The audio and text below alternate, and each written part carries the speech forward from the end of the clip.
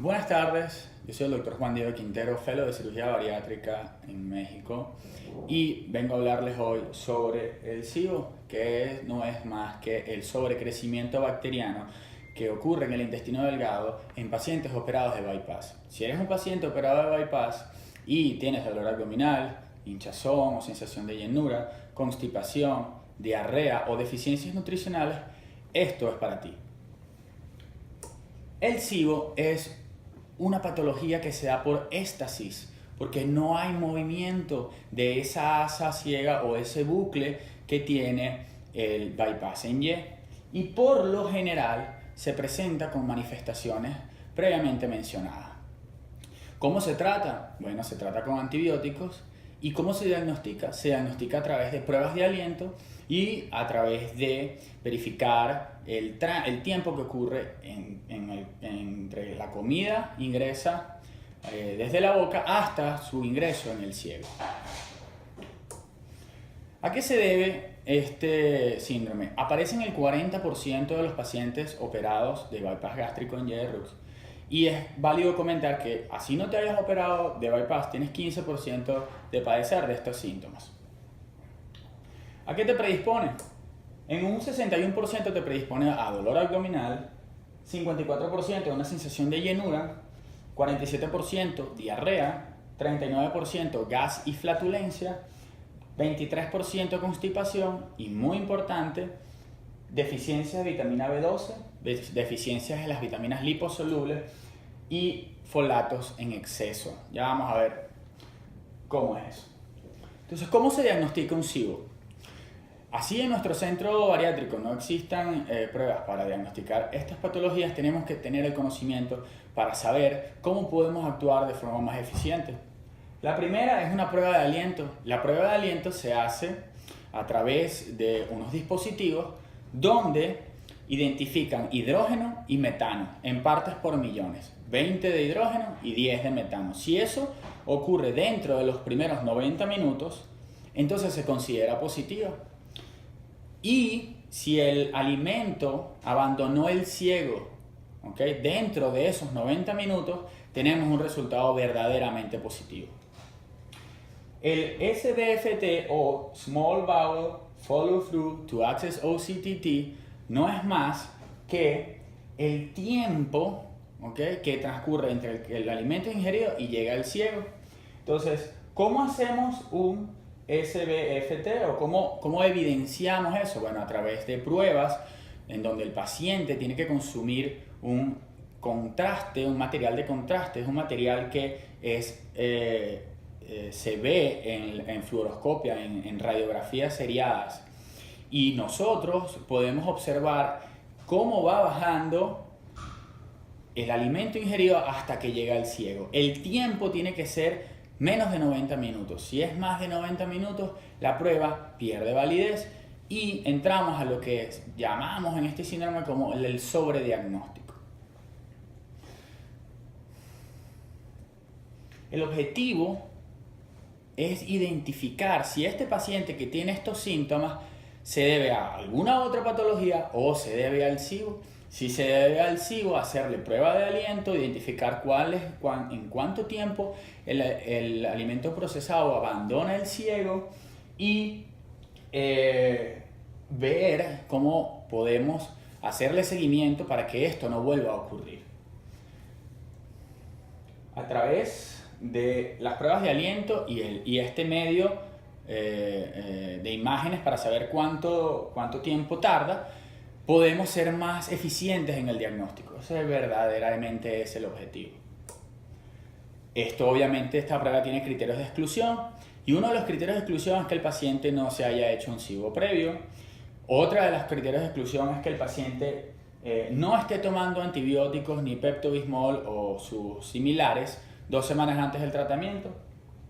Que el paciente abandone laxantes, ablandadores de heces o agentes entumecedores de las mismas 1 semana antes, y agentes que sean producto de fermentación y alimentos que fermenten 1 día antes deben ser abandonados. ¿Para qué? Para que la prueba sea lo más exacta posible. El test se utiliza ingiriendo una carga de glucosa o de carbohidratos, que puede ser de 10 a 20 gramos, y empezar a hacer pruebas de aliento sobre una línea de base a los 5, 10, 15, 20, 30, 60 y 90 minutos. Y a la vez hacerle el seguimiento a través de las pruebas de imágenes para que identifiquemos que eso ocurre dentro de los 90 minutos. En conclusión, si ocurre en menos de 90 minutos la prueba de aliento y si ocurre en menos de 90 el tránsito del alimento procesado, estamos en presencia de un verdadero positivo. Un falso positivo es cuando se hace una prueba de aliento positiva, pero el tiempo transitado es mayor a los 90 minutos.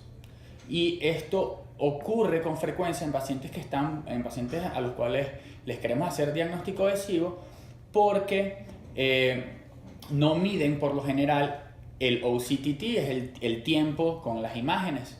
Entonces, medir el tiempo con las imágenes más la prueba de aliento es lo que en verdad le da el visto bueno a la prueba. ¿Ok? Los pacientes que son evaluados de esta forma, en un trabajo donde evaluaron 151%, tuvo un falso positivo de 28%. Y estos pacientes fueron tratados con antibiótico empírico y no necesariamente tenían que hacerlo. Obviamente cuando la prueba es verdaderamente negativa, no le damos tratamiento. ¿Ok?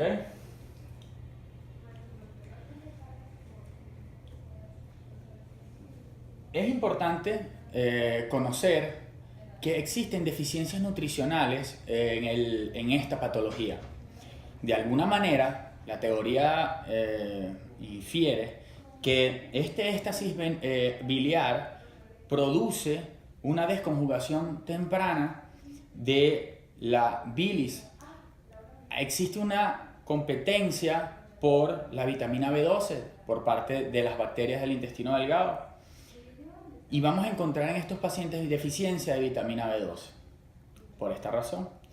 También vamos a encontrar deficiencias nutricionales de las principales vitaminas liposolubles, A, D, K, y un exceso de folatos. Entonces, si nosotros le hacemos un perfil nutricional a nuestro paciente y lo unimos con los síntomas que tiene el paciente, es muy posible que estemos en presencia de un SIBO y debemos darle tratamiento antibiótico para llevar un mejor seguimiento y mejorar la calidad de vida de los pacientes que ya han sido operados de bypass en Yedlux.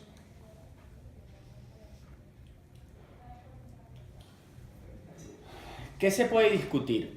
Se puede discutir que los pacientes que son operados de bypass gástrico en Yedlux tienen un tránsito intestinal acelerado, es más rápido que en una paciente con su intestino completo. Es decir, que no tenga mala absorción. Y aparentemente esto se produce en 90 minutos. Pero a la vez no podemos pensar que eso es así, sino que tenemos que hacer la prueba de aliento con el OCTT para que tengamos más validez. Ese es el objetivo de nuestra presentación el día de hoy. ¿Qué otra cosa? Bueno, los mecanismos de cómo el bypass gástrico conduce a un tiempo de tránsito gastrointestinal acelerado no están claros, y se ha propuesto que los cambios en las hormonas gastrointestinales como el péptido 1 o como el péptido Y o como el enteroglucagón pueden haber jugado un papel importante, pero básicamente esto se da por el éxtasis de las secreciones que promueve un estado de sobrecrecimiento bacteriano. Entonces, bueno, bastante sencillo, bastante corto. La recomendación es que identifiquemos patrones. Si eres un paciente operado de bypass gástrico y tienes alguna de estas patologías, es muy importante que te hagas un chequeo nutricional. Si esto tiene correlación con los síntomas, es importante sospechar el diagnóstico adhesivo, dar tratamiento con antibióticos de manera eficaz y evitar los falsos positivos, es decir, mezclar el LBT, que son las pruebas de aliento, con un verdadero tránsito intestinal. Muchísimas gracias, yo soy el Dr. Juan Diego Quintero. Nos vemos la semana que viene.